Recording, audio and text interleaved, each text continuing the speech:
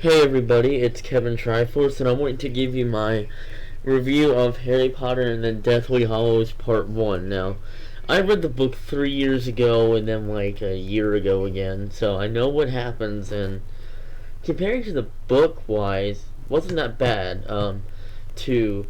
They did a good job with trying to be faithful to the book. There's really one part that weren't, and it's not that it wasn't really that big of a deal for this part of it. I forgot to mention there's going to be a few spoilers, obviously, because I have to discuss the movie. Pretty much, it was pretty much basically like the book. But like the differences in the beginning, they added the Minister of Magic speech at the beginning, which was not in the book, and they switched a few scenes around. Instead of the Voldemort scene being first at Malfoy's Manor, they did Harry, Ron, and Hermione getting ready for transporting Harry to the Burrow for a safer place, I'd say. I thought they did a pretty good job. The only part that really you could even count as not faithful to the book was mainly, I'd say, the background information about Albus Dumbledore, because in the book they discussed it a ton more. I would say more like they discussed his sister. It was like Adriana, I think. They talked more about her, Aberforth, and Grindelwald, or however you say his name. They talked about them a ton more in the book, more so than the movie. But I'm assuming in part 2 we'll hear more about Adriana and Aberforth and Dumbledore and Grindelwald thing. Hear more about it then, anyway. The Deathly Hallows legend was in there. Of course, it was a unique way how they told it and how they showed it told out. It was really unique how they did it. It was a pretty good movie. I thought it was better than the past ones. It was different. Like the first part of the book, Harry Potter and the Deathly Hallows, was not at Hogwarts. It was them just trying to find the Horcruxes and defeat Dumbledore. Not Dumbledore, Voldemort, sorry. I'm a little tired.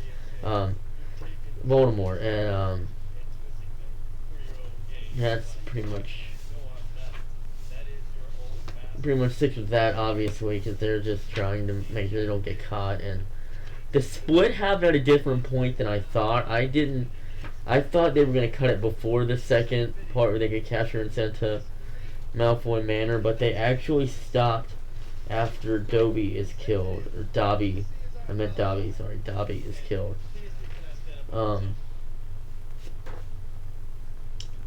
I believe... No, okay, my throat's clear. What chapter was it?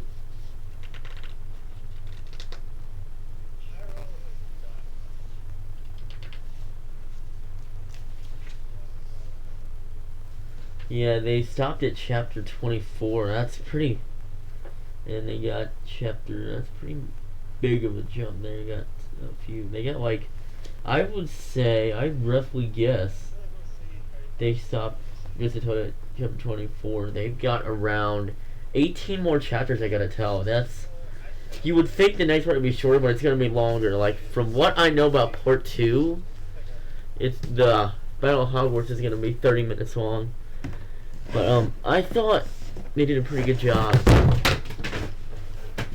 Oh, crap, I dropped my book. Harry Potter book.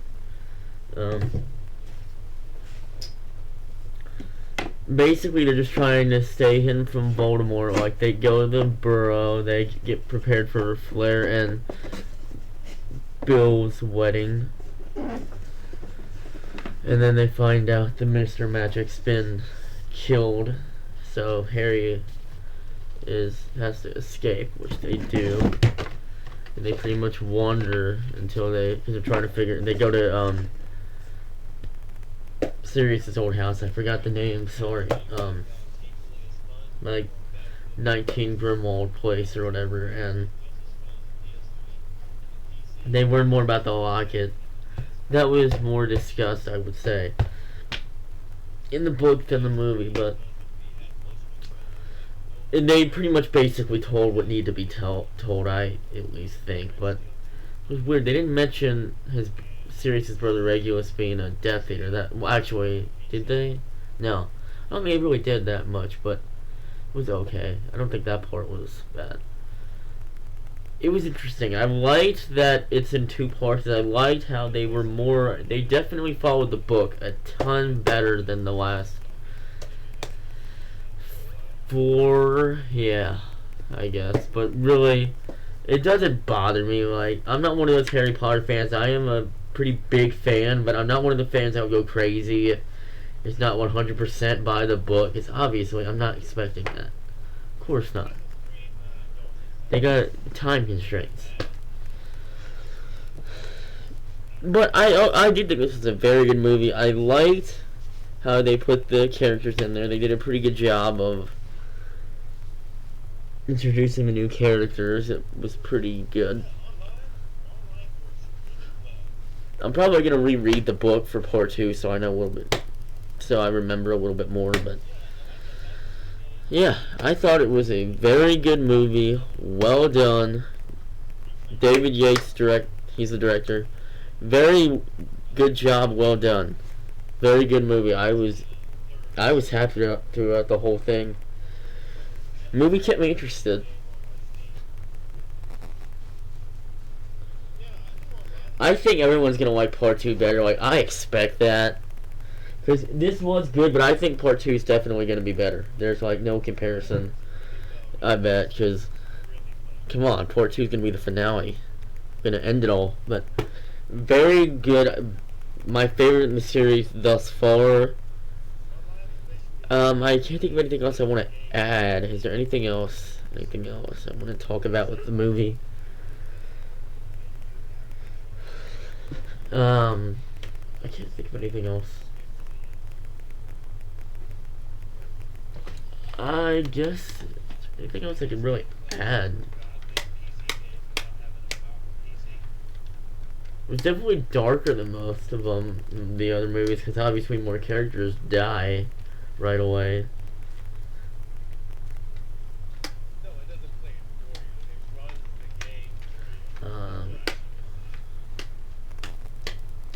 Yeah, I don't really think I have anything else to talk about. I'm trying to see what I'm getting. Well, there's one more thing I want to mention. The Godric Hollow thing where, you know, Harry's parents were. I thought that was a good scene. It was interesting to see a different area. Like, that's the thing I liked about it not being in Hogwarts, is that we got to see more of some of the familiar places from the other movies, like the Ministry of Magic when they go to find Umbridge and get the real necklace locket from her. And when you get to see more of the Ministry of Magic, like, they show a lot more. And that's why I kind of like that it's not a Hogwarts. It brings something different to it.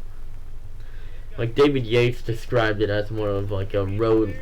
Well, actually, I think Daniel Radcliffe described it as like them on the road. Like, they're not at Hogwarts for this first part. But obviously, I will say that everyone will probably feel like part 2 feels more Harry Potter-ish, I guess, compared to the other ones. Like, I will probably say people will say this was a departure from the other movies, and I have to agree. It was definitely different. And another thing I liked was that Voldemort was in it a lot more. That made it a lot better. I think him showing up in a few more extra places just made it better, because I feel like with the other movies we don't see him a lot, and he was still effective in those, but it's better. That's why I like Deathly Hallows better, because he's in it a ton more. Yeah, I guess this is my review of Harry Potter and the Deathly Hallows. I hope you like it. It's not my best review, but I just came up with this really quick, so. Because I got back a few hours ago, and I've just been trying to think of how to word review. But anyway, very good movie. I recommend it to all the Harry Potter fans out there. Go see it. You guys will like it. This is Kevin Triforce, and signing off. I'll see you in my next video, whenever that is. Alright, I guess I'll see you guys later. This is Kevin Triforce.